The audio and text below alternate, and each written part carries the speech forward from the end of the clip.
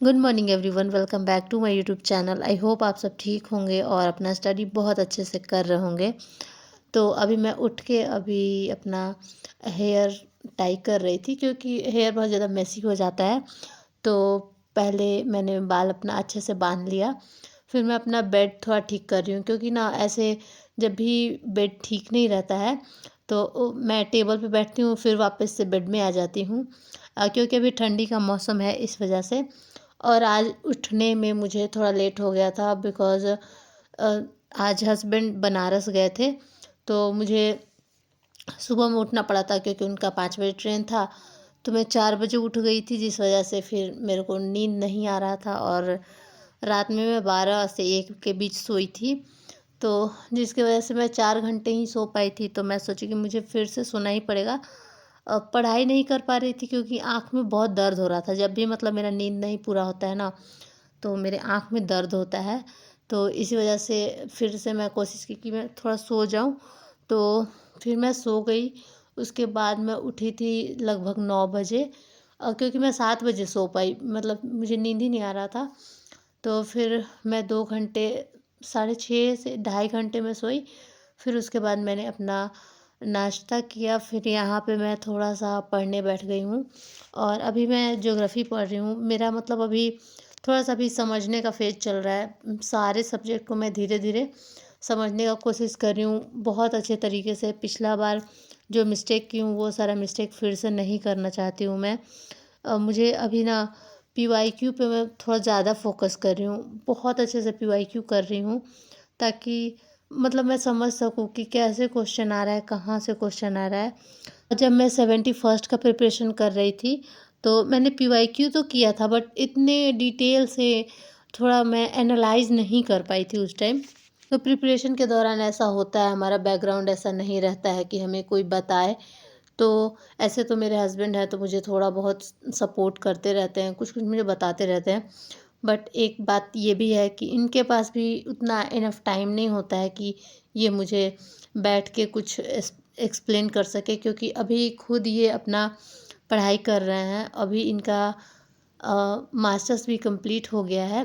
ऐसे तो इन्होंने पहले ही कर लेते, बट ना कभी जब एग्ज़ाम होता था, क्योंकि उन्होंने इग्नू से ही किया है जॉब के बाद ही, तो उनका एग्ज़ाम होता था तो कभी छुट्टी नहीं मिलता था, तो कभी कुछ-कुछ में डिले करके 4 साल रहता है कि आप 4 साल में मास्टर्स कर सकते हैं।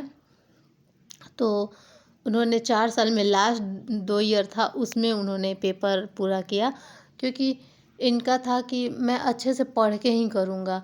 और इनका लिटरेचर है, हिंदी लिटरेचर से इन्होंने किया है। हिंदी में इन्हें बहुत ज़्यादा ही इंटरेस्ट है, तो हिंदी लिटरेचर से किया है इन्होंने बहुत अच्छे से।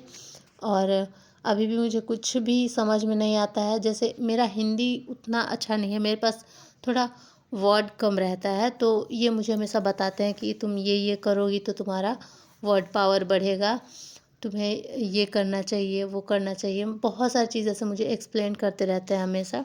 और मेरे हस्बैंड हमेशा से टीचिंग लाइन में जाना चाहते थे, और जब वो जॉब नहीं कर रहे थे, उससे पहले वो पढ़ाते थे।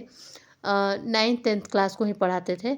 तो क्योंकि वो 12th के बाद से ही पढ़ाना स्टार्ट कर दिए थे, तो इसकी वजह से उन्हें टीचिंग में बहुत इंटरेस्ट था, लेकिन वो नहीं आगे कर पाए। मतलब फाइनेंशियल प्रॉब्लम भी हुआ, जिसकी वजह से वो नहीं कर पाए। फिर ग्रेजुएशन के जस्ट बाद ही उन्होंने फिर जॉब जॉइन कर लिया, और जॉब के बाद आपको भी पता है कि टाइम नहीं मिलता है, मतलब बहुत कम टाइम मिलता है। और ख़ासकर रेलवे के जॉब में, जो भी रेलवे में होंगे उनको पता होगा कि टाइम का कोई फ़िक्स नहीं रहता है। आपका टाइम इधर-उधर होते रहता है, बहुत फ्लक्चुएट होता है टाइम।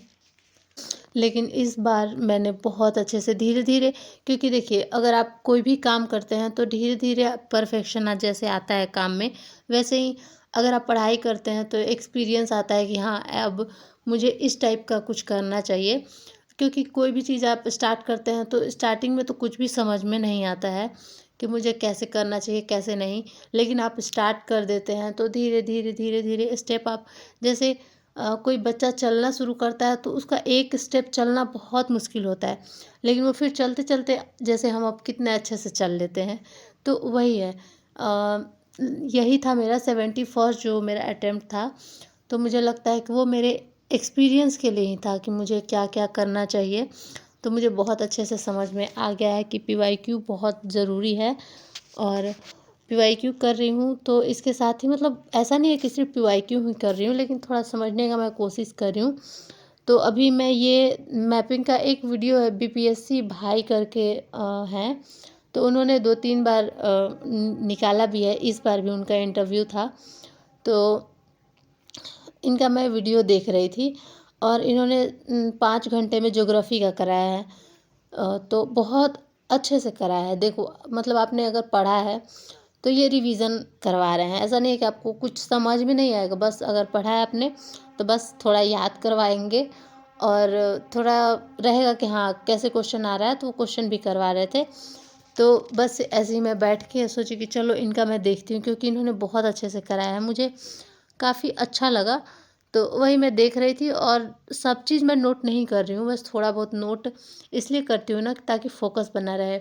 अगर आप ऐसे ही सिर्फ बैठ के वीडियो देखते हैं तो उतना फ़ोकस नहीं बन पाता है।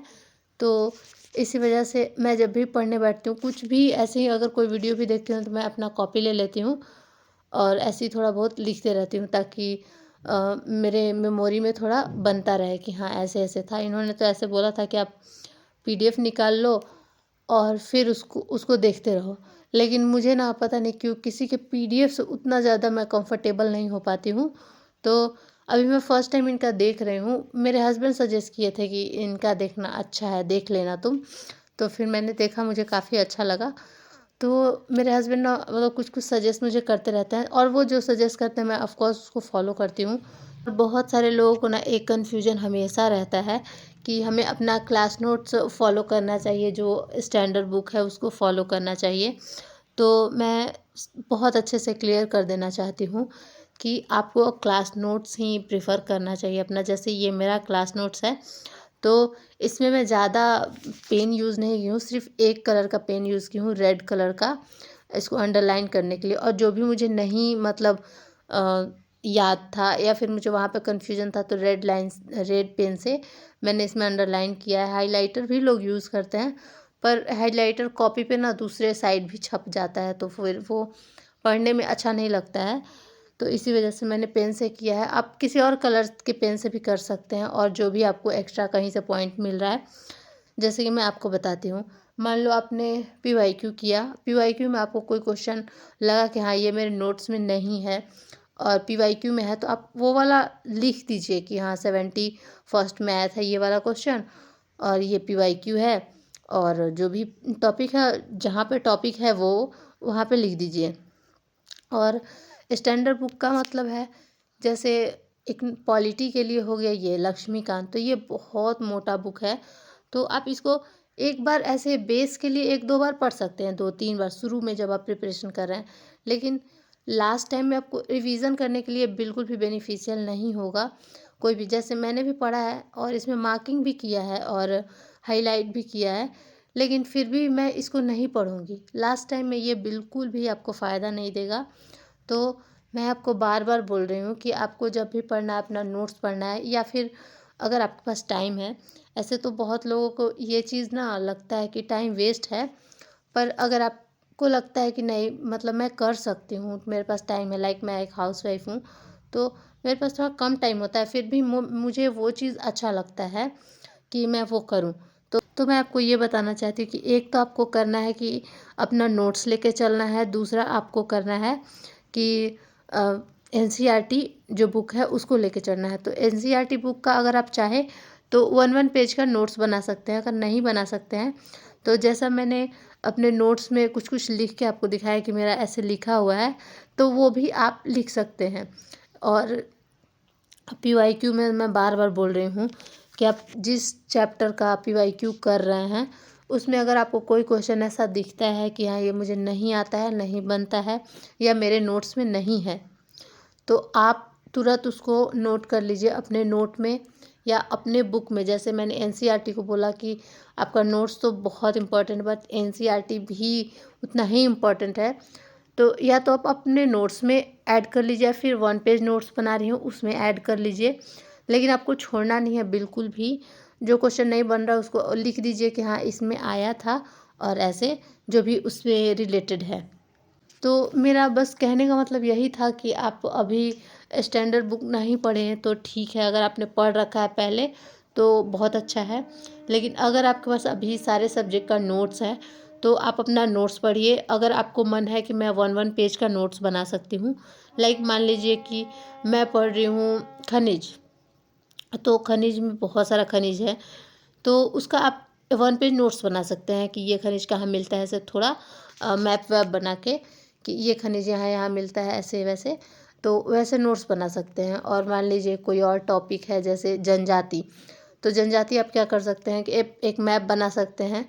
और मैप एक होता है ना कि बीच में भी जैसे इंडिया का मैप है तो उसमें अंडरलाइन किया हुआ रहता है कि ये कौन कौन सा राज्य है।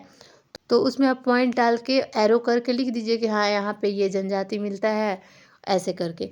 तो वो आपका एक पेज में हो जाएगा। लेकिन वही अगर आप आराम से लिखने बैठते हैं तो आपका 2-3 पेज में भी जा सकता है, क्योंकि फिर आपको डिटेलिंग करना पड़ेगा कि भील है तो भील कहाँ मिलता है, कितना % है। और जैसे मान लीजिए जारवा है तो अंडमान निकोबार में है, तो ये सबसे पुराना है, आदिम जनजाति है। और मतलब उसके बारे में जो भी होगा तो बहुत सारा लिखना होगा। तो अगर आप लाइन बाय लाइन लिखेंगे जैसे पैराग्राफ बना के, तो बहुत ज़्यादा हो जाएगा कि ये अंडमान निकोबार द्वीप समूह में पाया जाता है, ये सबसे आदिम जनजाति है। ऐसे करके लिखेंगे तो वो बहुत ज़्यादा लेंदी हो जाएगा। तो आप 1 पेज में भी बना सकते हैं। मान लीजिए जहाँ आपने जारवा लिखा तो आप ऐसे शॉर्ट में लिख सकते हैं कि आदिम जनजाति अंडमान निकोबार में। बस समझ गए कि अंडमान निकोबार में पाया जाता है और आदिम जनजाति है। तो ऐसे आप कर सकते हैं। या फिर अगर आपको नहीं करना है, शॉर्ट नोट्स आप नहीं बनाना चाहते हैं, तो आप चुपचाप अपना जो नोट्स है क्लास नोट्स, उसको ही अच्छे से पढ़िए। और जो PYQ में आपको क्वेश्चन मिल रहा है कि ये मेरे नोट्स में नहीं है, उसको लिख लीजिए। और बस उतना इनफ है, आपका आराम से पेपर हो जाएगा। इसमें कोई दोष राय नहीं है, क्योंकि कोई भी अगर क्लासेस से आपने किया है तो वो सिलेबस देख के ही पढ़ाते हैं और सिलेबस में जो जो होता है वो कंप्लीट कराते हैं। आई होप मैं समझाने में सफल रही होंगी। तो यहाँ पे अभी मैं कर रही हूँ मेंस का क्लास। तो अभी मेरा पाल कला चल रहा था, उसके बाद मुझे पटना शैली भी करना था। पाल कला में मेरा 1 घंटा का लेक्चर बचा हुआ था, तो मैं सोची जब एक लेक्चर पाल है, मतलब पाल बचा हुआ है और एक लेक्चर था पटना कला से रिलेटेड, तो मैं सोची कि मैं 3 घंटा तो लेक्चर कर ही सकती हूँ। तो मैं सोची कि चलो भाई पूरा ख़त्म ही कर देते हैं, क्योंकि बार बार एक ही चीज़ को करना उतना अच्छा भी नहीं लगता है। तो फिर मैं आराम से ख़त्म करूँगी पटना कला ख़त्म करते करते टाइम थोड़ा हो गया है गाइज़। ऐसा नहीं है कि ऐसे वीडियो में तो मैं बहुत फास्ट करके दिखा देती हूँ, लेकिन मुझे तो टाइम लगता है करने में। जैसे मैं अक्सर क्या करती हूँ कि 25 से 30 मिनट का क्लिप ले लेती हूँ, उसको 10-12 गुना कर देती हूँ, 15 गुना तक कर देती हूँ। और जैसे अभी ये जो स्पीड होगा शायद 10 या 12 गुना होगा।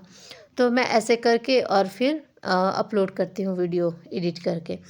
तो आप लोग देख के ऐसा लगता है कि मतलब ये तो जल्दी जल्दी हो गया इनका। बट देखिए, अगर मैं क्लास कर रही हूँ तो अगर वो 3 घंटे का क्लास है तो ऑफ़ कोर्स मुझे 3 घंटे लगेंगे। मुझे लिखना है तो उसमें टाइम लगता है। मैं एकदम पागल हो गई हूँ, 1 घंटे से मैं क्लास करने बैठी हूँ और अभी मैंने 40 मिनट किया है। मतलब इतना ज़्यादा बफरिंग कर रहा है, मुझे समझ में नहीं आ रहा है मेरा इंटरनेट स्लो है या तो फिर जो ऐप में पॉइंट प्रॉब्लम है। आपके ऐसे डाले तो गए मेरा हैं इंटरनेट बहुत वो अच्छा सब चल रहा भूमिका है, में डालो बट इसमें और चल नहीं बताओ। रहा है, बार बार रुक जा रहा है। देखिए, मेरा इंटरनेट बहुत अच्छा चल रहा है बट ऐप नहीं चल रहा है। परेशान होके मैं आ गई थी मैगी बनाने के लिए। तो आज हस्बैंड नहीं है, इस वजह से मैं मैगी खा रही हूँ, वरना वो रहते हैं तो डांटते हैं मैगी नहीं खाने के लिए। ऐसे तो उनसे ज़्यादा हेल्थ कॉन्शियस मैं ही हूँ, बट मुझे मैगी अच्छा लगता है तो मैं कभी कभी खा लेती हूँ। मतलब वो बोलते हैं कि पहले प्रॉपर खाना खा लो, उसके बाद तुम ये सब खा सकती हो। लेकिन मैं खाना नहीं खा के मैगी खा रही हूँ। इस पे वो डांटते हैं कि मतलब नहीं खाना है, पहले तुम खाना खा लो, उसके बाद अगर तुम्हें मैगी खाना है तो मैगी बना के खा लो, उसमें कोई दिक्कत नहीं है, लेकिन सिर्फ मैगी नहीं खाना है। तो मैं मैगी खाई, उसके बाद यहाँ पे मैं आपको वही दिखा रही हूँ, पटना कलम शैली में कंप्लीट की। और कंप्लीट करने में थोड़ा ज़्यादा ही टाइम लग गया। फिर मैंने ऐसे बनाए थे शॉर्ट नोट्स टाइप के, मतलब सर ही बता रहे थे, कि ऐसे बनाना है आइडिया लगने के लिए, तो फिर मैंने वो बना लिया था ताकि मेरे नोट्स में रहेगा तो मैं कभी भी उसको देख सकती हूँ और फिर बाद में अपना बना भी सकती हूँ। तो पटना कलम शैली देख सकते हैं, मतलब 2 पेज में ही हो गया है। तो आज के लिए बस इतना ही, बाय।